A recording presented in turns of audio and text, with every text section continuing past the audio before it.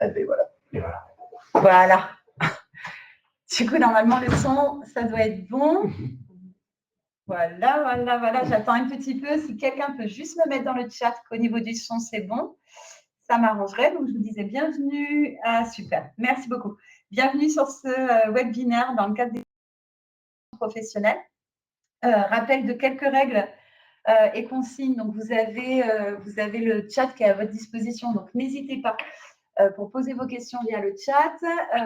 Nous avons Antoine qui va agir en tant que modérateur et qui pourra regarder un petit peu vos questions, nous alerter s'il y a des questions sur lesquelles on passe un peu au travers et qui sont récurrentes et qui nous aidera à pouvoir balayer toutes vos questions. Et puis voilà, nous, on va essayer avec Pascal de garder un œil sur vos questions et d'y répondre tout au long de ce webinaire. Les semaines de l'évolution professionnelle ont commencé le lundi 7 octobre et se terminent demain. C'est un événement qui est organisé chaque année avec l'APEC et Avenir Actif et aussi avec nos partenaires, donc au niveau national. L'idée de cet événement, c'est vraiment de vous proposer des webinaires, donc 100% digital, gratuits, accessibles sur différentes thématiques autour de l'évolution professionnelle. Donc, c'est plus de 70 webinaires thématiques qui ont été proposés encore cette année dans le cadre des semaines de l'évolution professionnelle. Je suis Vanessa Marie, je suis la coordinatrice pédagogique mon CEP en Nouvelle-Aquitaine pour Avenir Actif et je suis en compagnie de Pascal Perret qui va prendre la parole et se présenter. Oui, bonjour à toutes et à toutes. J'ai vu qu'il y avait de la Guadeloupe qui était connectée. Alors bonjour aux Dom et aux Tom en même temps. Et puis, oui, merci pour l'invitation pour participer à cette semaine de l'évolution professionnelle. Je représente donc Transition Pro. Alors, on ne me connaît pas trop. Si je dis ancien FONGECIF, souvent ça parle mieux, mais j'aurai l'occasion d'aborder, de mieux nous présenter au travers de nos dispositifs. Mais dis-moi, Vanessa, on va aborder quoi pendant ce webinaire? Alors, on va aborder cette fameuse question de la reconversion. Et c'est une question assez large, le domaine de la reconversion. Le domaine de la reconversion, ça commence par se dire finalement, quand je pense reconversion, quand je souhaite me reconvertir, je pense à quoi? Qu'est-ce qui fait que j'ai envie de me reconvertir? Qu'est-ce qui fait que je me pose des questions? Puis comment je peux faire pour me reconvertir? Comment je peux avancer aussi dans mon questionnement? Quelles sont les questions? Alors, j'aime pas ce terme de dire quelles sont les bonnes questions à se poser, parce que je ne crois pas qu'il y ait vraiment de bonnes questions, mais en tout cas, quel est le cheminement vers lequel je peux me diriger quand je pense à cette notion de reconversion? Bon, un programme riche alors. Un programme riche, surtout dans lequel tu vas intervenir, Pascal, puisqu'on parlera aussi des dispositifs utiles à cette reconversion et puis de la place du CEP à l'intérieur de ça. Alors, cette question de reconversion, je crois que beaucoup de gens se la posent à un moment donné. Sur les 19 millions d'actifs, je crois qu'il y en a déjà un tiers qui ont déjà fait le pas d'une reconversion dans leur parcours professionnel. Et la moitié des actifs plus de la moitié pense déjà à se reconvertir dans les années à venir. Donc, c'est vraiment une problématique de tout un à chacun à un moment donné de sa carrière. Alors, quels sont d'ailleurs les éléments d'ailleurs qui sont le plus souvent évoqués pour amener la transition ou la reconversion? Alors, il y a plein d'événements dans la vie de tous les jours, dans notre vie de tous les jours, qui peuvent amener cette notion de reconversion.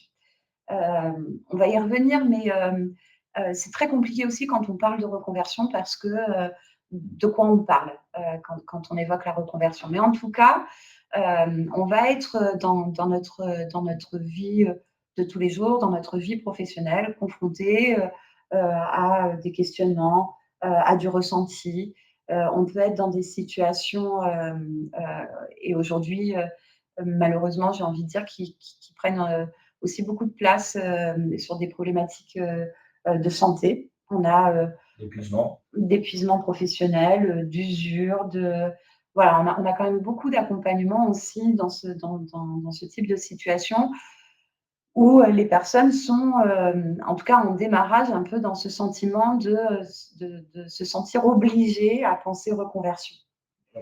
Donc des éléments déclencheurs et qui amènent à se poser des questions. À se poser des questions. Mais ce n'est pas les seuls, parce qu'on a, voilà, ça fait 10 ans, 15 ans, 20 ans que j'occupe un poste, et puis j'ai un peu ce sentiment là que je sais pas, c'est pas que je l'aime pas, c'est pas que, mais je m'ennuie, j'ai l'impression Voilà. d'avoir fait le tour. Est-ce qu'on casse le bocal ou on change l'eau du bocal? C'est ça. Qu'est-ce que je fais de ça? Est-ce que bon.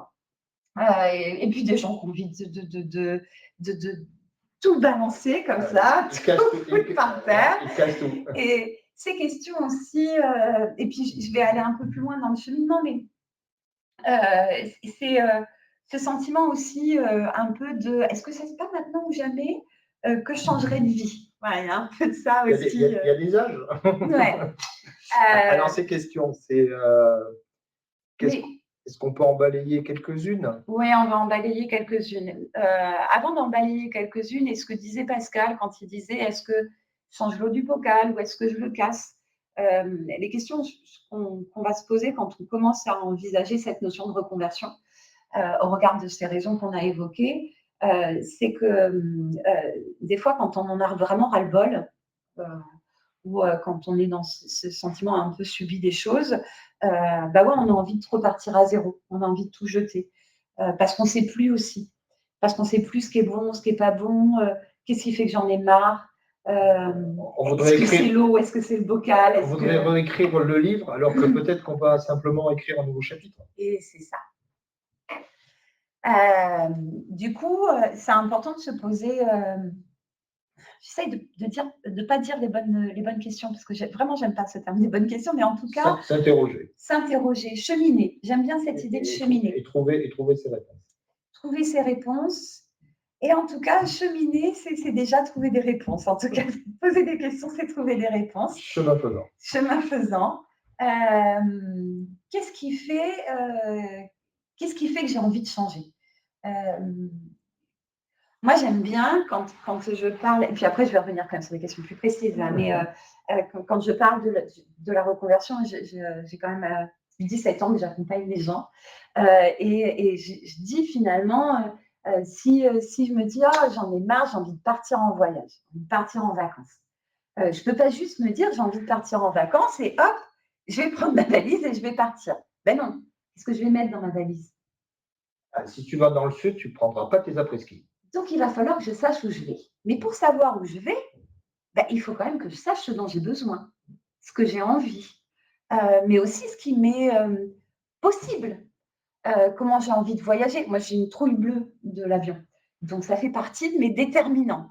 Quand je dois voyager, il faut que j'évite l'avion, ou en tout cas que ça ne soit pas trop long.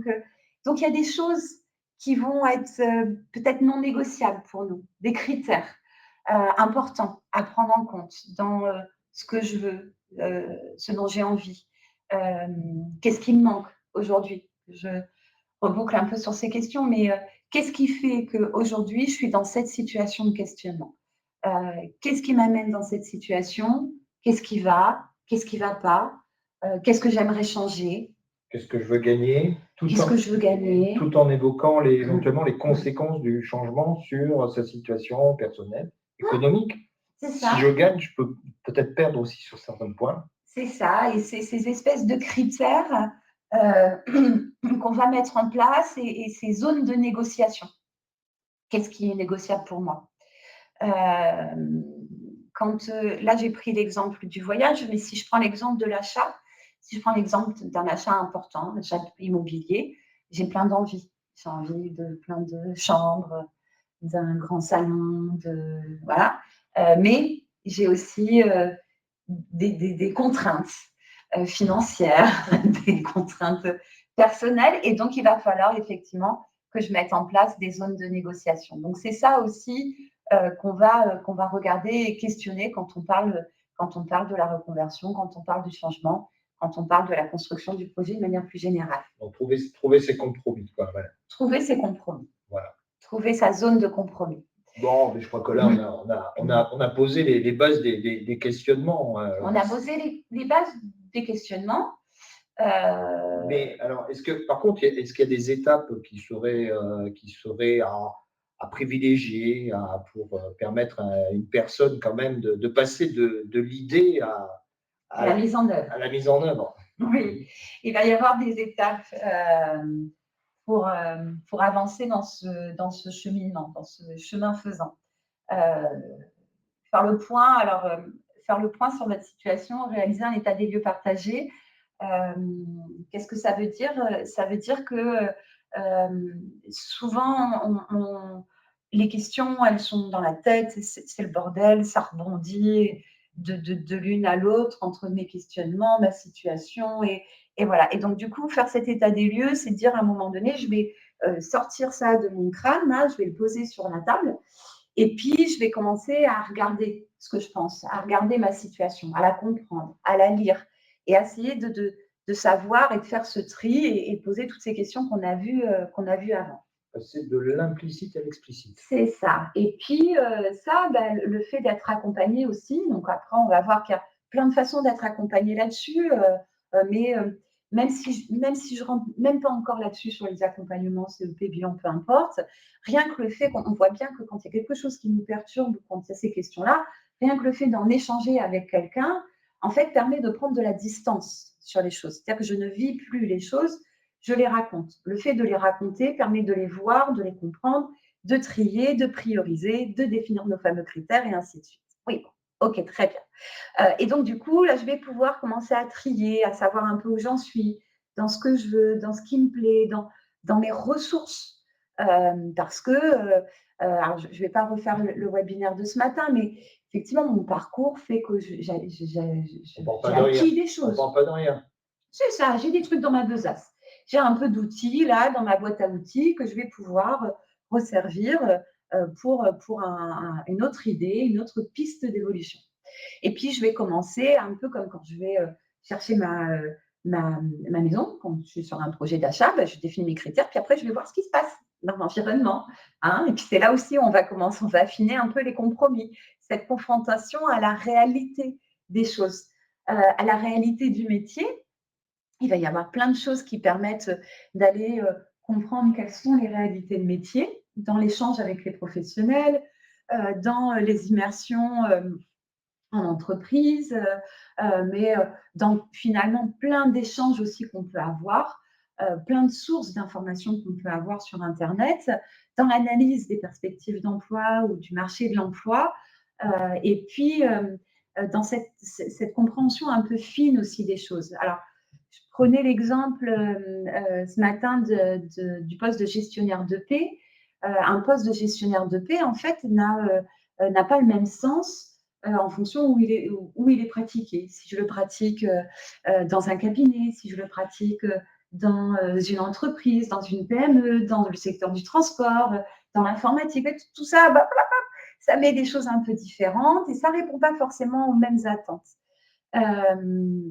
Juste une petite chose par rapport à ça, parce que c'est vrai qu'on le balaye un peu, cette confrontation au marché de l'emploi, et elle est importante. Quand je prenais cet exemple de gestionnaire de paix, j'ai accompagné une gestionnaire de paix qui, au début, je vous le fais simple, mais qui m'explique qu'elle veut être gestionnaire de paix parce qu'elle aime bien cette idée de travailler au centre de l'entreprise, d'être un peu au cœur du métier, au cœur de l'entreprise, et voilà. Bref, elle définit son projet là-dessus, dans ses intérêts, ses critères, machin, tout ça.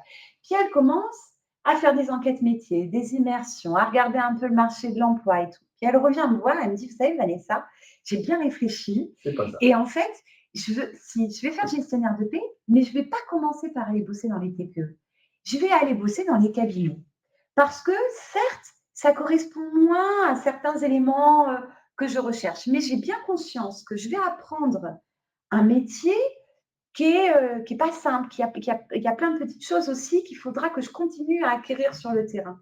Et que le fait de passer par cette expérience en cabinet, je vais avoir des collègues autour de moi qui vont pouvoir m'aider, sur lesquels je vais pouvoir m'appuyer, avant de pouvoir aller ensuite en TPE ou en PME, parce que là, j'ai bien conscience que je vais être seule sur mon poste. Bon, donc, tu conseilles, c'est croiser les regards entre ce qu'on a, l'idée, la vision qu'on a d'une réalité, et puis la réalité telle qu'elle peut s'imposer, C'est ça. et qui peut exister dans différents endroits. Et ce que je retiens surtout, c'était l'idée de se préparer, de ne pas faire les choses dans l'urgence, de prendre le temps, de ne pas rater ce virage que l'on aspire pour soi, pour les siens. Mais là, tu évoques des exemples, mais alors ça veut dire tout part quand même d'une idée, quand même d'une envie. Tout part d'une idée, d'une envie, tout part de la personne.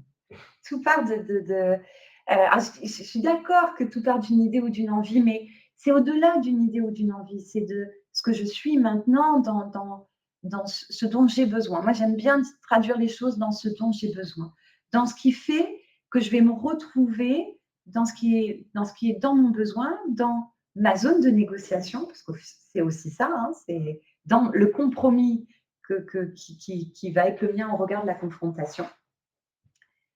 Donc, se connaître pour se reconnaître dans une situation professionnelle, Ouais. et surtout donc bien confronter cette idée à la réalité. Mais alors, quand même, ceux qui ont des idées, c'est comme tu l'as dit, c'est un voyage. Donc, il faut l'assurer, ce voyage. Il faut un mode de transport. Voilà. Donc, il faut passer de l'idée maintenant quand même à la réalisation. Alors, après ces différents temps sur soi, hein, de connaissance de soi et de mise en perspective. Alors, juste, on va avoir des chemins un peu différents, des modes de transport un peu différents. Soit effectivement, on va être sur des choses qui peuvent se mettre en œuvre. On va parler de plan d'action. J'ai un terme un peu barbare, mais on va parler de plan d'action. Et donc, on peut être sur des actions. Le carnet de voyage. Oui, voilà. Carnet de voyage. Un carnet de voyage. Donc, dans lequel je peux postuler à des offres. Hein. Et puis, des fois, j'ai besoin d'un mode de transport un peu plus volumineux. Je ne sais pas comment dire. En tout cas, je vais peut-être avoir besoin de renforcer mes compétences, voire d'être sur des formations un peu plus longues, conséquentes, des vraies, une reconversion un petit peu plus approfondie. Lorsque la reconversion est à 180 degrés. Voilà. Exactement. Alors, on en a déjà beaucoup parlé. Et pour parler sur étudier l'idée, aller plus loin que l'idée, et bon, s'appuyer sur les professionnels, mais il y a aussi plein de centres de ressources, de documentation aujourd'hui qui peuvent… Qui existent. En vrai, l'information, elle est existante, elle est nombreuse, elle est constante. C'est pas la difficulté de trouver l'information. Ce qui est plus compliqué, c'est comment je traite cette information, ce que j'en fais de cette information, comment je la relie à moi. Souvent, les gens ont quand même, c'est un enjeu, c'est un enjeu important pour les gens. Il y a depuis 17 ans que j'accompagne les personnes, j'ai pas envie de me tromper, je veux faire le bon choix, je veux être sûre de moi. Et donc, du coup, il y a un enjeu très fort dans la formation qu'on va rechercher. Et donc, il y a un vrai enjeu aujourd'hui aussi à accompagner cette recherche d'information, à trier, à savoir de quelle information j'ai besoin, moi, en fait. La synthétiser et faire que… Quelle est celle qui va me permettre faire de l'information qu'elle soit la mienne. C'est ça. Voilà. Mais alors, il y a ce métier-là, mais le métier, il n'y a pas que le métier à étudier. Tout à l'heure, on parlait de bocal. Il y a quand même un bocal important, c'est ce marché de l'emploi. C'est le marché de l'emploi.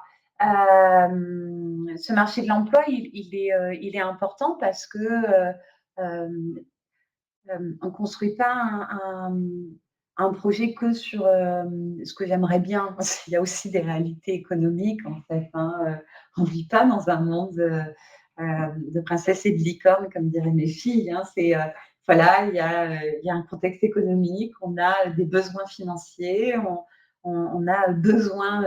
voilà, si je construis un projet, c'est pas juste le construire, il faut qu'il se réalise. Donc, pour qu'il puisse se réaliser, il faut qu'il y ait un marché qui corresponde à moi, qui corresponde peut-être aussi à mes contraintes personnelles.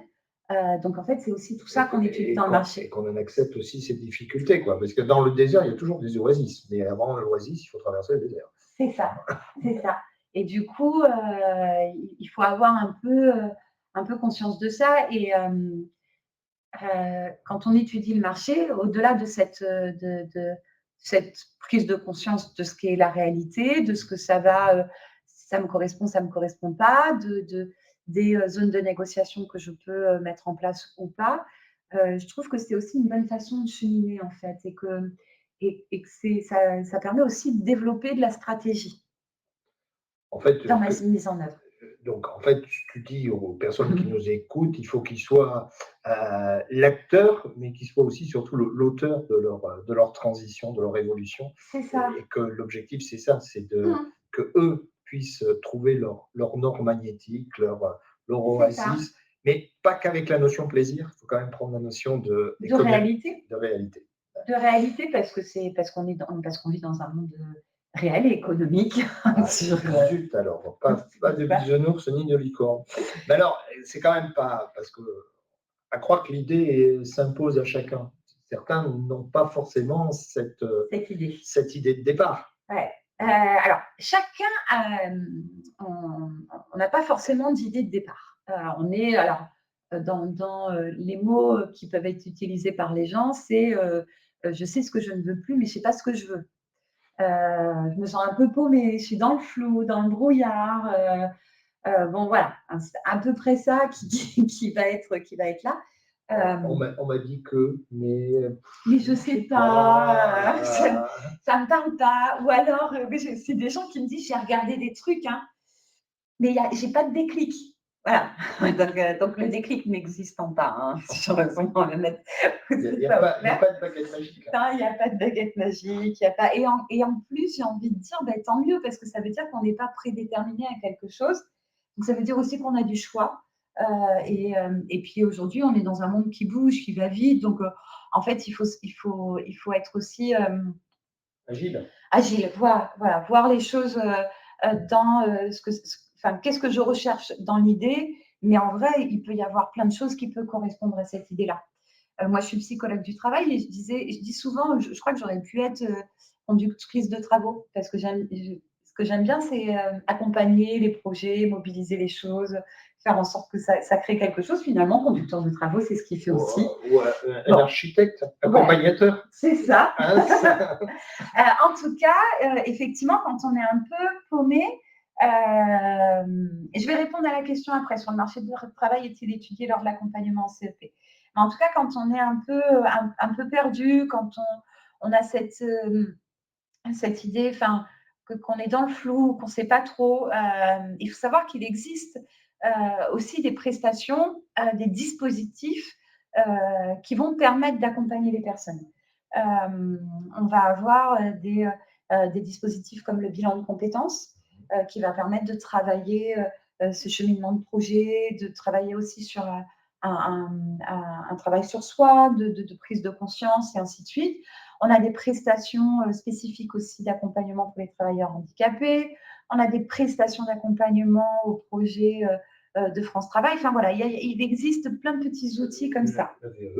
La VAE aussi. Enfin, oui, il y a vraiment plein de choses qui peuvent aider là-dessus. Et le CEP, va aider aussi. Alors, le CEP, on est sur un service public, donc qui va reprendre cette notion aussi de gratuité, de confidentialité, mais on va pouvoir aussi venir de manière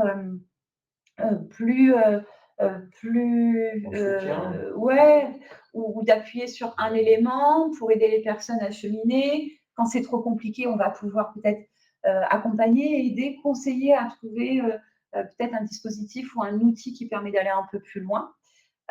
Et du coup, il y avait une question sur le marché du travail, est-il étudié lors d'accompagnement en CEP? Alors en fait, je vais même répondre plus largement, c'est-à-dire que le marché du travail doit être étudié, quelle que soit la personne qui va vous accompagner dans cette réflexion professionnelle, que ce soit avec le CEP, que ce soit en bilan de compétences, parce que parce que c'est nécessaire et puis aussi parce que c'est ce qui fait cheminer le projet. Donc, de toute façon, il y a quand même un adage qu'on pourrait dire, c'est qu'à plusieurs, on est plus fort. Donc, de se faire accompagner permet de trouver ses réponses et, Oui. de co-construire ensemble. De co-construire ensemble, au-delà du fait que, clairement, vous allez avoir des professionnels, tout ça, et que c'est hyper bien d'avoir recours à des professionnels, mais c'est aussi ce principe de dire que je réfléchis, je vais chercher de l'information, je mets des choses en place. Le fait d'en échanger avec l'autre, rien que ce fait-là, en fait, rien, dans l'accompagnement, c'est ça, c'est que rien que le fait d'en échanger avec l'autre me permet de, ce que je disais tout à l'heure, en fait, me permet de regarder, donc de réfléchir, donc de réanalyser, donc de reprendre du recul, de peut-être développer de nouvelles stratégies, de changer un peu la caméra, de bouger, de faire évoluer mon projet et de continuer à avancer. C'est vrai que quand on est tout seul devant son miroir et qu'on se pose des questions sur son devenir, c'est vrai que le miroir ne répond jamais. Il répond jamais. Il n'y a que dans Blanche-Neige. Hein. Tes filles te diraient ça. Mais là, au moins, c'est croiser les regards et peut-être faire apparaître d'autres possibles. D'autres cheminements, d'autres stratégies. Parce que souvent, on s'interdit même des fois d'envisager des transitions, croyant que c'est pas possible parce que j'ai pas le bac, parce que j'ai pas eu d'expérience dans tel domaine, et que il y a l'autoroute, mais il peut y avoir ces chemins de traverse, qui prennent des fois un peu plus de temps, mais qui permettent d'arriver à destination. Yes. Voilà. Là, tu as évoqué les dispositifs. Là, je sens que tu vas faire quelque chose. Je sens que je vais te donner la parole, Pascal.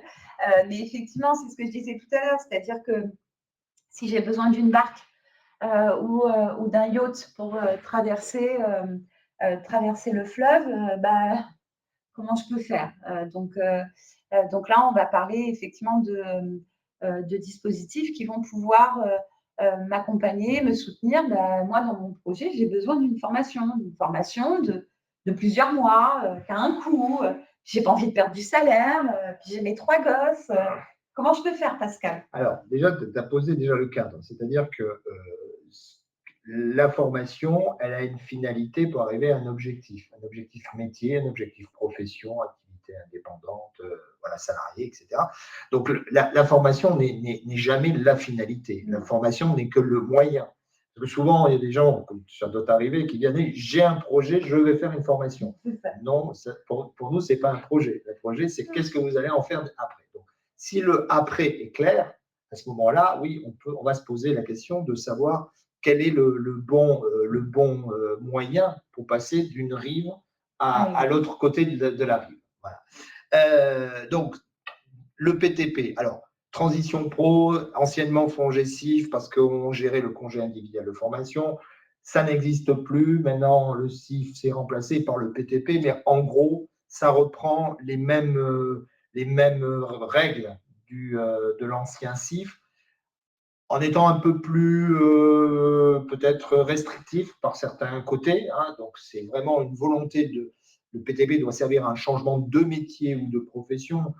En 100 ans, le CIF, on pouvait faire du développement personnel, s'ouvrir sur la vie sociale et culturelle. Donc, maintenant, c'est vocation professionnelle essentiellement. Ça s'adresse alors aux salariés du secteur privé. J'ai vu qu'il y avait des questions sur les fonctionnaires. Alors, désolé pour eux, mais c'est vrai que nous, on ne s'occupe que des salariés du secteur privé, de droit privé. Soit ils sont en CDI, soit ils sont en CDD, intérimaires, intermittents du spectacle, et il faut qu'ils aient certaines conditions pour accéder à ce dispositif. Alors, communément, pour les CDI, il faut qu'ils aient 24 mois d'activité dans leur vie professionnelle, mais on l'a dit tout à l'heure, les questionnements de changement de trajectoire professionnelle, c'est souvent au mi-temps de la vie professionnelle, donc les gens, ils ont largement ces 2 ans au compteur. Par contre, il faut qu'ils aient au moins 12 mois d'exercice dans l'entreprise actuelle. Les CDD, c'est un peu plus… Alors, on va retrouver des conditions un peu différentes, parce que c'est 24 mois d'activité, mais seulement dans les 5 dernières années. Ouais. C'est restrictif. Et il faut qu'ils aient 4 mois de CDD dans les 12 derniers mois. Donc, c'est très restrictif. Et il faut qu'en plus, les CDD, ils déposent leur dossier pendant le CDD et que leur formation commence 6 mois, au plus tard 6 mois après la fin de leur CDD. Mais du coup, Pascal, ça veut dire que quand je suis en CDD, je peux me former, je me forme après. Enfin, comment ça se passe? Ben oui. Parce que après, je suis plus en CDD. Eh ben oui, c'est un peu la particularité de. Mais c'est valable pour les intérimaires, par exemple, qui eux, ont fini leur mission d'intérim. Là, alors, pour les CDD, on leur conseille vivement de commencer à la réflexion avant de leur CDD, avant leur contrat, et de peut-être se dire que le CDD est peut-être le moyen qui va leur permettre justement d'accéder à cet objectif que d'autres dispositifs ne leur permettent pas. Parce que, par exemple, France Travail, tu en parlais tout à l'heure, a aussi ses règles peut-être plus restrictives qui ne permettent pas d'envisager des cursus aussi longs, des fois aussi chers, parce que ce n'est pas donné la formation. Donc, si la personne en CDD a travaillé son projet avant, pendant son CDD, elle dépose son dossier auprès de nos services, et la consigne, c'est qu'il faut qu'elle démarre sa formation dans les 6 mois, maximum dans les 6 mois qui suivent la fin du dernier CDD. D'accord. Voilà. Alors, c'est vrai que le PTP, c'est royal. C'est royal, pourquoi? Je suis en CDI, mon employeur m'a donné une autorisation d'absence, il continue à me payer. Ouais, il continue à me payer, mais Transition Pro lui rembourse l'absence au poste de travail. Et en même temps, on paye la formation. Alors, dans une certaine limite, on va jusqu'à 18 000 hors taxe, 18 000 euros hors taxe, c'est pas mal, 27,45 euros de l'heure. C'est hors taxe, tout ça, c'est quand même des plafonds assez hauts. Donc, on paye le formateur et éventuellement, même la personne peut nous demander des frais de mobilité selon des forfaits qui sont définis. Donc, c'est vrai que c'est royal. Le CDD, dont tu t'es évoqué tout à l'heure, eh bien, une fois qu'il rentre en PTP, eh bien, il n'est plus demandeur d'emploi. Il est pris en charge sur la base de son salaire de son dernier CDD. Ça veut dire qu'on lui reverse un salaire? Oui. Et on lui fait un bulletin de salaire. C'est nous qui devenons, pour le CDD, l'employeur pendant la formation. Donc, c'est vrai que c'est un dispositif qui est royal quand même quand on en discute avec certains interlocuteurs étrangers européens, ils nous regardent avec des billes, quoi. Je veux dire. Et en plus, l'employeur ne peut pas refuser. Non, il ne peut pas refuser. Il peut simplement reporter. Et encore, il faut qu'il ait de bonnes raisons pour le faire. Oui, comme dit Marie-Laure, c'est beau. Bon, c'est beau dans la conception, dans les principes. Les limites, il faut que ça vise, bien sûr, un métier, une profession, et faire une formation qui soit inscrite au RNCP ou au répertoire spécifique. Alors, c'est quoi ça? C'est les dictionnaires des formations qui existent en France et qui sont reconnus par des ministères, par des organismes privés, mais qui ont valeur de diplôme. Alors, bien sûr, je ne peux pas dire que toutes les demandes sont financées. Ce n'est pas vrai, voilà, parce qu'on a des moyens limités au niveau national et après au niveau régional.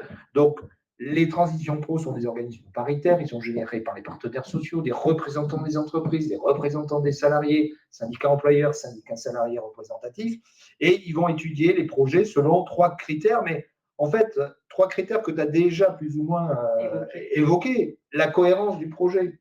D'accord, tu pars d'une situation A, tu veux aller vers une situation B, mais pourquoi tu quittes A? Qu'est-ce que tu connais de B? Qu'est-ce que tu veux trouver dans B? Quels sont les plus que ça va t'apporter, les conséquences que ça va générer, la pertinence du parcours de formation. La formation, ce n'est qu'un moyen, ce n'est pas la finalité. Est-ce que vraiment, tout à l'heure, tu disais, je veux être gestionnaire de paye, mais si je choisis une formation simplement de comptabilité, est-ce que vraiment ça va me permettre d'accéder au métier de gestionnaire de paye? Est-ce qu'on n'est pas à une marge en dessous? Et puis surtout, les perspectives d'emploi sur le territoire. C'est sûr que les perspectives d'emploi sur Bordeaux, ce n'est pas la même chose qu'à Guéret, en Creuse-Heureuse. Donc, c'est ces critères qui sont appréciés. Alors, beaucoup de projets sont cohérents, pertinents, peuvent garantir des perspectives d'emploi. À un moment donné, il faut faire des choix. Il y a des priorités qui sont mises en œuvre. Allez sur les sites des transitions pro. Vous aurez l'explication de ce que je viens de dire avec force de détail. Beaucoup de transitions pro font des webinaires, ont une offre de service, etc. Donc, allez-y pour découvrir encore mieux cela. Et puis alors, je vais faire du teasing. Le 14 novembre prochain, Vanessa, il y a la journée nationale de la reconversion professionnelle. Les transitions pro sont mobilisées, les Admiractifs est mobilisé, l'APEC est mobilisé, tout le monde est mobilisé.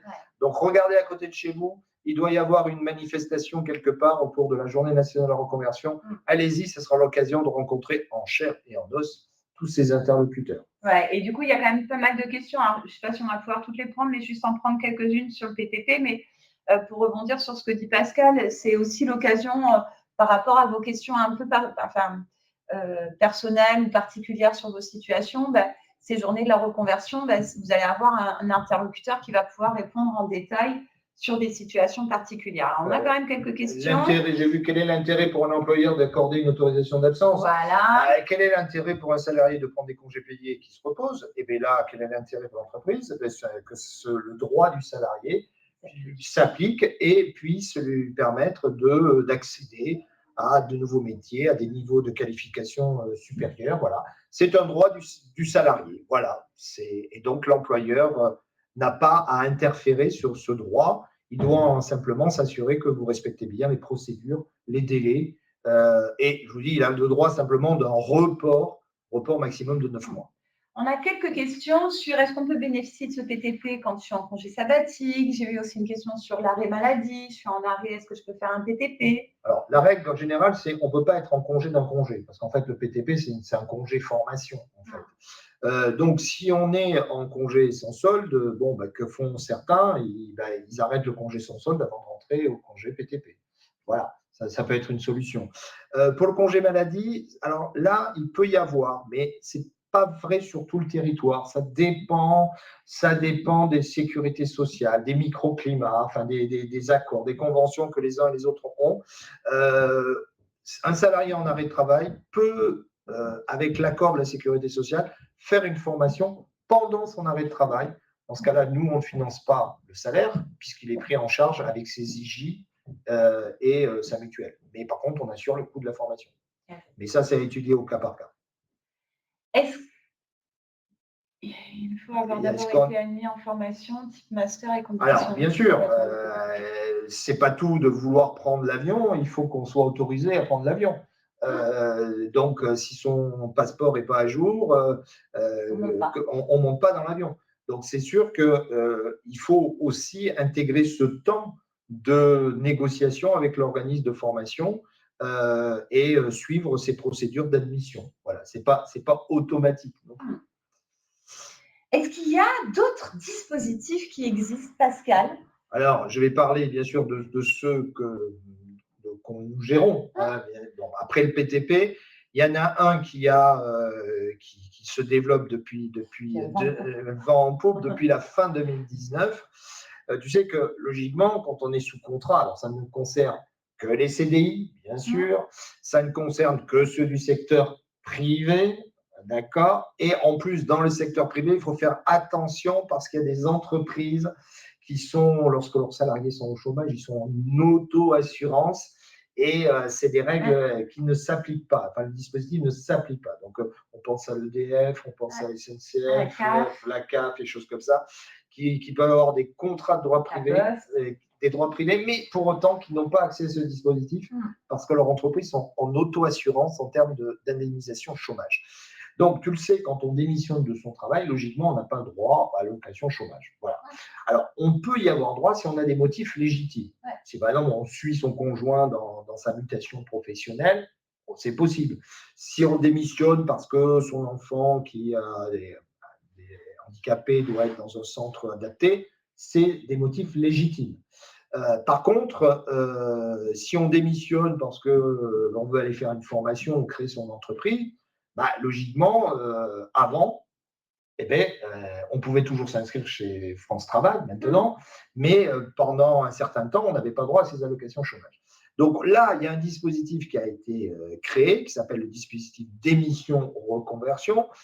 Alors là encore, qui a ses exigences. Ça s'adresse aux gens qui ont au moins 5 ans d'expérience professionnelle non-stop, c'est-à-dire les fameux 1300 jours travaillés. Ouais. Voilà, donc attention, si justement ceux qui ont fait des congés sans solde, parce que ça crée des trous dans le continuum temporel, diraient certains. Bon, mais ça se vérifie facilement. On va sur un simulateur ou France Travail et on a tout de suite les réponses. Il faut surtout le vérifier. Surtout le vérifier. Deuxième élément obligatoire, ben, là par contre, il faut s'appuyer sur un CEP, ouais. Alors que dans le PTP, on peut agir seul, même si tu as dit que ça pouvait être intéressant d'être accompagné. Là par contre, sur le dispositif de démission, il y a une obligation. Une fois que les personnes ont travaillé ça avec leur CEP, elles vont déposer un dossier. Mais alors, ça ne va pas être un dossier de financement. Ça va être un dossier où les gens vont nous demander d'attester du caractère réel et sérieux du projet. Bon, en fait, on va retrouver les critères: cohérence du projet, pertinence du parcours de formation, perspective d'emploi. On retrouve ces mêmes critères. Si la commission paritaire est convaincue du caractère réel et sérieux du projet de la personne, création d'entreprise ou formation et création d'entreprise, ça peut se combiner. La commission atteste, donne une attestation, la personne lance sa procédure de démission avec son préavis. Une fois que le préavis est fini, elle va s'inscrire chez France Travail. Elle a 6 mois pour faire cette inscription. Donc, la démission n'est pas forcément immédiate, notamment pour les cadres qui ont des préavis longs, il n'y a pas de souci. Et une fois qu'elles seront inscrites chez France Travail, elles ont 6 mois pour mettre en œuvre, commencer à mettre en œuvre, on ne dit pas finaliser, mais commencer à mettre en œuvre leur projet de formation ou création d'entreprise. Nous, pour une ordre d'idée, l'année dernière, on a eu 2500 dossiers en Nouvelle-Aquitaine sur ce dispositif, et à 97%, les gens ont eu l'attestation du caractère sérieux, parce que, accompagnés par le CEP, il n'y avait pas photo, comme on dit. Il y avait vraiment tous les éléments pour s'assurer de la cohérence, de la pertinence et des perspectives d'emploi. Alors, est-ce que je vois qu'il y a des questions qui veulent? Est-ce qu'une formation, alors ça renvoie au PTP, est-ce qu'une formation hybride a plus de probabilité d'être financée qu'une formation entièrement à distance? Francesca, non, la formation hybride, c'est une modalité particulière. Un coup, je suis en présence, un coup, je suis en distanciel. Bon, si vraiment le distanciel limite l'absence au poste de travail, c'est sûr que ça va baisser le coût du dossier. Mais encore une fois, ce n'est pas parce que ce n'est pas cher que ça sera automatiquement pris. L'idée de la pertinence du parcours de formation, c'est de s'assurer que le programme est conforme au référentiel de la certification du diplôme visé, et surtout que l'engineering va permettre à la personne de parvenir à réussir la validation. Donc, la modalité, qu'elle soit présentielle ou distancielle, bon, ça ne fait pas tout.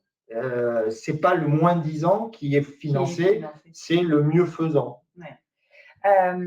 Surtout qu'il faut, quand on réfléchit à ces différentes modalités, alors, et puis c'est vrai que le distanciel a progressé. Alors, en plus, il y a eu le Covid est passé par là, donc on a monté un peu là-dessus. Il n'y a pas de bonne réponse non plus, mais en tout cas, il faut, quoi qu'il arrive, que ça soit, quelle que soit la modalité, présentielle, distancielle, hybride, c'est systématiquement recalibrer ça aussi au regard de ma situation, de comment moi je me sens aussi dans l'apprentissage, dans la prise en main. Nous, on parle d'individualisation de parcours. Et c'est pour ça qu'il y a une obligation dans le PTP, c'est de faire des bilans de positionnement pour que justement l'organisme de formation prenne bien en considération l'individu dans toutes ses dimensions, dans ses acquis, dans ses points forts, dans ses points faibles, et propose une proposition qui soit la mieux adaptée à son cas. va falloir qu'on avance avec ça, parce que sinon on a tellement de choses à dire. Hein, mais alors là, on a parlé du démissionnaire, du PTP, mais souvent, il y a un autre dispositif qu'on a souvent entendu parler qui a défrayé l'actualité. Alors là, je te laisse la parole. Surtout ces derniers temps. Oui, en fait, dans les financements de formation, vous avez aussi le CPF, le compte personnel de formation, donc qui est à vous, en fait. Hein. Là, c'est votre dispositif qui vous est accessible, qui va vous permettre de financer des formations à partir du moment où les formations sont éligibles, qu'elles sont inscrites au RNCP, au répertoire spécifique, ou que les blocs de compétences, parce qu'en fait, c'est vrai qu'on n'en parle pas assez de ces fameux blocs de compétences et certifications, mais on a souvent tendance à penser la formation dans son entièreté, mais aujourd'hui, je crois qu'il faut avoir aussi un raisonnement par compétences, par bloc de compétences, et qu'un projet de reconversion ne nécessite pas forcément une formation dans sa totalité, mais juste de ramener des blocs de compétences, des compétences particulières pour nous faire avancer. On pourrait faire un bloc de compétences en VAE, faire un bloc de compétences avec son CPF autonome, aller faire un PTP pour obtenir d'autres blocs de compétences. Et peut-être démissionner pour aller chercher, mettre en œuvre quelque chose d'encore plus ambitieux. Oui. Aujourd'hui, c'est vraiment l'idée de se dire que finalement, il y a plein de choses qui sont… je crois qu'il faut partir de l'idée où les choses sont possibles. Et puis, après, c'est comment ça peut se mettre en place, s'organiser, comment faire pour que ça soit possible. En fait, quels sont les différents pions sur lesquels je peux appuyer. Donc, le CPF, c'est quelque chose, c'est une tirelire, c'est quelque chose qui appartient à la personne. Elle peut le mobiliser en l'associant à d'autres dispositifs, mais elle peut l'utiliser de façon autonome. Pour financer une formation, un bloc de compétences, la VAE. Donc, cette tirelire, elle a un plafond, les 5 000 ou les 8 000. Alors, 5 000 pour les salariés, tout le monde. Et on peut avoir une majoration, c'est-à-dire qu'on peut monter le plafond jusqu'à 8 000 pour les bénéficiaires de l'obligation d'emploi des travailleurs handicapés et pour les salariés non qualifiés. Sachant que tous les ans, en fait, parce que pour que la tirelire monte, il faut mettre des sous dedans. Donc, en fait, ces sous vont venir tous les ans à hauteur de 500 € par an. Ou 800 si on a une majoration. L'idée, ça serait d'aller prendre de temps en temps dans la tirelire pour qu'elle continue à se remplir. Exactement, parce qu'en fait, une fois que vous avez atteint le plafond, il ne se passe plus rien. Donc, ce CPF, il a un intérêt que s'il est utilisé, puis regénéré, puis… il doit permettre une agilité des parcours. Alors, comment il se met en œuvre, quelles sont ses modalités de mise en œuvre de ce CPF? En fait, c'est assez simple. Vraiment, je vais accéder à mon compte personnel de formation, je vais choisir ma formation, je vais avoir la possibilité, si je la fais hors temps de travail, du coup, je m'organise, je mobilise mon CPF, je finance ma formation. C'est quand même très intuitif aujourd'hui pour le faire, c'est pas très compliqué. Si vraiment, parce que je ne suis pas très à l'aise avec le numérique, j'ai peur de faire des conneries. Et le CEP peut aussi être là pour vous aider aussi au choix de la formation, parce qu'il faut quand même le reconnaître que des fois, c'est un peu complexe. Il y a beaucoup d'organismes, beaucoup de formations, des prix différents. Donc voilà, il faut aussi réfléchir à ça. Quelques abus, l'actualité l'a montré. C'est ça. Et en plus, le CPF, il peut même, on peut le mettre en œuvre aussi en partenariat avec son employeur. Oui, on peut le mettre en œuvre en partenariat avec son employeur. Du coup, imaginons que je m'intéresse, parce que c'est dans l'air du temps, à l'IA, l'intelligence artificielle. Mais il se trouve que mon employeur trouve aussi que ça pourrait être pas mal, intéressant pour l'entreprise. Et j'ai pas assez de sous sur mon compte. Et en plus, moi, j'ai pas forcément, ou même si j'ai assez de sous sur mon compte, parce qu'en fait, l'employeur peut venir faire de la dotation, ce qui est un peu différent de l'abondement. C'est-à-dire que quand je mobilise mon employeur, il peut très bien dire, même si j'ai assez pour financer ma formation, puisque lui, il voit un intérêt aussi pour l'entreprise, il peut dire, écoute, nous, on y voit un intérêt aussi pour l'entreprise, on va te prendre en charge une partie de cette formation et il va venir en fait faire une dotation, c'est-à-dire qu'il va amener de l'argent directement sur le compte CPF du salarié. On peut faire des. Il peut y avoir des abondements avec. Voilà. Et puis, il peut y avoir aussi des abondements sur l'assurance maladie, le compte le CPF. Alors, et ce CPF a une particularité, c'est qu'il est automatiquement mobilisé dans le cadre du PTP. Je ne l'ai pas dit tout à l'heure. Mais alors après que les personnes aient 0 ou 5 000, ça ne changera rien. Voilà, mais il faut le savoir, il est automatiquement mobilisé dans le cadre du PTP. Mais alors, on en a beaucoup parlé récemment quand même à l'actualité. Il y a eu des choses au niveau actualité sur ce dispositif qui sont récentes. Tu pourrais nous en parler sur ce ticket modérateur. Petit ticket modérateur. Juste parce que il y a eu une question. Donc j'ai 5 000 € au CPF, je fais un bilan de compétences à 2 000 et que je pioche dans mon CPF, il me reste 3 000 et après il se recharge de 500 € par an. Et bien c'est exactement ça, Karine. Effectivement, depuis le 2 mai 2024, a été mis en place un ticket modérateur. Un ticket modérateur, ça veut dire quoi? Ça veut dire que quel que soit le prix de la formation et de ce que j'ai sur mon CPF, il me sera demandé une participation à hauteur de 200 € des coûts de formation. Alors, pour les salariés, parce que pour les demandeurs d'emploi, ce n'est pas le cas. Sauf, effectivement, sur certains cas d'exonération, pour les demandeurs d'emploi. Les demandeurs d'emploi seront exonérés de ce ticket modérateur, mais pas que. Les personnes aussi qui bénéficient d'un financement de la part de l'employeur dont on parlait tout à l'heure dans le cadre des projets partagés, quand on a des abondements aussi d'OPCO ou d'accords de branche, de groupe, et aussi, il faut savoir qu'il peut y avoir aussi des abondements dans le cadre du C2P, compte professionnel de prévention, mais aussi dans le cadre des accidents de travail ou de maladies professionnelles au niveau de la Caisse nationale d'assurance maladie. Et à ce moment-là, il n'y a pas le ticket modérateur. Voilà, alors, donc, il y avait Karine ou Virginie qui posait la question, est-ce qu'on peut utiliser quand on est demandeur d'emploi? Oui, Virginie, vous pouvez le faire. Et tu as raison de préciser qu'il n'y a pas que le CPF qui existe, le compte personnel de formation. Il y a ceux qui travaillent de nuit, il y a ceux qui travaillent au chaud, au froid, qui travaillent en heures postées, etc., qui ont un compte professionnel de prévention. Et c'est C2P d'ailleurs qui peut aussi s'associer avec le PTP. Donc, il peut faire un PTP augmenté, on va dire ça. Et ton abondement là, de ta fameuse caisse accident du travail de la vie professionnelle peut aussi venir abonder ou en tout cas augmenter le PTP. C'est ce qu'on appelle le PTP FIPU. Voilà, Fonds d'investissement à la prévention à l'usure professionnelle. Allez sur les sites des Transitions Pro, vous en aurez plein d'informations sur ce sujet. Reconversion, évolution, transition, une démarche, donc on a dit, à enjeu quand même, avec ses difficultés, ses obstacles, ses trampolines, des fois, pour aller plus haut. Mais alors, je crois qu'on l'a déjà dit, il ne faut pas hésiter.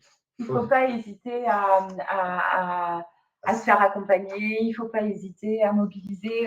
Aujourd'hui, on a la chance, et je le dis vraiment en toute honnêteté, mais c'est-à-dire que je trouve que sincèrement, on a une vraie chance aujourd'hui d'avoir des choses qui sont mises à notre disposition. On a la chance de pouvoir bénéficier de dispositifs.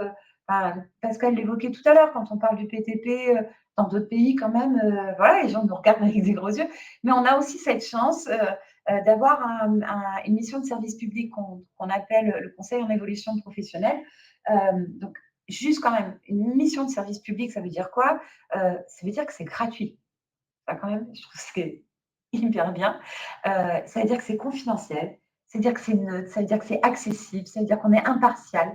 Et le CEP, c'est quoi? Le CEP, c'est pouvoir à un moment donné échanger avec quelqu'un, avec un conseiller, parce que je ne sais plus trop où j'en suis, parce que je me pose 36 000 questions sur ma situation, et c'est un droit qui est accessible à tous. Alors, je vais vous présenter les différents opérateurs, on appelle ça des opérateurs. Je m'adresse à qui alors? Effectivement, en fonction de la situation dans laquelle je vais me positionner, je vais avoir des interlocuteurs différents. Et ça, donc des opérateurs. Avenir Actif, qui est le réseau que je vais représenter aujourd'hui, va s'adresser à ce qu'on appelle les actifs occupés, donc les salariés et les travailleurs indépendants. On va retrouver l'APEC pour les cadres, on va retrouver France Travail pour les demandeurs d'emploi, on va retrouver la mission locale pour les moins de 26 ans, on va retrouver Cap Emploi pour les personnes en situation de handicap. Ça veut dire quand même que peu importe la situation dans laquelle je suis, je vais pouvoir bénéficier d'un accompagnement, de quelqu'un avec qui je vais pouvoir échanger autour de toutes ces thématiques, toutes ces questions et tous mes questionnements au niveau de mon évolution Alors Mélanie, professionnelle. pour les cadres, c'est l'APEC. Je vois aussi des questions sur les gens qui sont fonctionnaires. C'est vrai que c'est des dispositifs qui sont, là on présente vraiment ceux du secteur privé plus, voilà. C'est vrai qu'il y a l'équivalent dans la fonction publique, qu'elle soit territoriale, hospitalière ou d'État. Les mises en œuvre sont complètement différentes. Donc, on vous renvoie à vos services du personnel, on vous renvoie à vos délégués du personnel, on vous renvoie à vos hiérarchiques. Mais il me semble que j'ai vu, enfin, sauf si je dis des bêtises, mais cette question revient souvent, hein, forcément pour les fonctionnaires. Et il me semble qu'Antoine a mis des liens. Enfin, en tout cas, voilà, Antoine va vous mettre des liens dans le chat pour effectivement les publics, fonctions publiques. Alors, l'objectif, quel objectif? On rappelle rapidement l'objectif du CEP. On va rappeler rapidement l'objectif du CEP. En fait, moi, je vais faire très simple sur l'objectif du CEP. J'ai envie de vous dire, à partir du moment où vous posez une question sur votre évolution professionnelle, sur votre situation professionnelle, eh bien, venez nous voir. Voilà, on va vous aider à comprendre où vous en êtes. On va vous aider à travailler ensemble, à essayer de voir un petit peu qu'est-ce qui est le plus important, qu'est-ce qu'on peut mettre en place. Alors, on peut travailler sur du développement de compétences, on peut travailler sur des projets de reconversion, on va aussi travailler sur, on appelle ça mieux dialoguer avec mon employeur, par exemple. Parce qu'effectivement, des fois, c'est aussi des situations, on parle du PTP. Alors, parce on ne peut pas aller sur tous les détails du PTP, mais dans le PTP, il vous a dit, il va falloir à un moment donné que je demande l'autorisation d'absence à mon employeur. C'est pas si simple de dire, attends, comment je vais faire pour lui en parler, et puis il va jamais vouloir. Bon, voilà, le CEP, il est là aussi pour ça, pour accompagner tout ça, la créa. Ouais, c'est vrai qu'on envisage toujours le CEP, enfin, de dire c'est pour la reconversion radicale à 180 degrés. Non, ça peut être aussi pour l'évolution et ça peut être aussi pour préparer des moments de vie dans l'entreprise, par exemple préparer son entretien professionnel tous les 2 ans. Qu'est-ce que je vais bien pouvoir dire à mon employeur? Eh bien, prendre le temps d'être écouté par un professionnel, gratuit, confidentiel, impartial, il n'a rien à vendre. Et il ne dira rien à personne. À personne. Sauf à vous. Tu pourrais peut-être, alors pour résumer. 59. Ouais. Hyper à la voix. Mais non. Juste pour résumer, on va voir, je vais vous passer la slide après sur comment prendre rendez-vous et tout ça. Juste dans l'organisation, le CEP, comment ça s'organise en fait? C'est déjà appelé. On va se rencontrer, on va prendre un temps qui est calibré. Voilà, on prend juste le temps de se rencontrer, d'évoquer votre situation, d'échanger. Et puis, on va voir au cours de cet entretien, finalement, qu'est-ce qu'on peut faire ensemble, comment on peut le faire. Et puis, on va mettre en place des petits cailloux, des petits pas. Et puis, voilà, on va avancer et faire avancer les choses. Donc, on peut se voir 1 fois, 2 fois, 3 fois, 10 fois. Je vois des questions passer. Oui, dans le cas du PTP, on prend tout le CPF. Les entreprises en auto-assurance, il n'y a que France Travail qui peut vous apporter une réponse complète à ce sujet-là. Allez, comment on fait pour prendre rendez-vous, Vanessa? Sur notre site internet, vous aurez toutes les coordonnées, quelle que soit votre région. Voilà, je trouve mon conseiller. Vous identifiez votre région et vous verrez, c'est très simple pour nous contacter. Pour les libéraux, il y a des choses qui existent pour les libéraux. Ouais, pareil. Venez voir. Vraiment, n'hésitez pas à venir nous rencontrer au niveau du CEP. C'est vrai que sur les libéraux, on n'en parle pas assez, mais en plus, souvent, les libéraux sont seuls quand même. Faut quand même se le reconnaître. Mais vous avez des choses qui sont possibles. D'abord, vous avez du CPF, donc voilà. Vous avez des FAF. qui vont proposer un peu de financement et qui peuvent accompagner. Enfin bon, voilà. Il y a des choses Il y a des choses qui se font. Mm. Oui, un employeur peut refuser de verser une dotation volontaire au CPF. Là, c'est de la négociation, c'est du gré à gré. Voilà. Je crois qu'on... Il est 18h. 18h. Oui, presque. On a dépassé un petit peu. Ouais. Est-ce qu'on a... Antoine ne nous a pas interpellé. Il ne nous a pas posé de questions. Ouais. Je sais que c'est compliqué, que vous avez sûrement plein de questions, que j'espère qu'on a réussi à répondre alors à toutes les questions, je ne sais pas, mais en tout cas à certaines questions. Voilà, je vous remercie beaucoup pour votre participation. T'as vu, on est good vibe. Ouais. Merci. Merci. Bonne soirée à tous. À bientôt. Au revoir.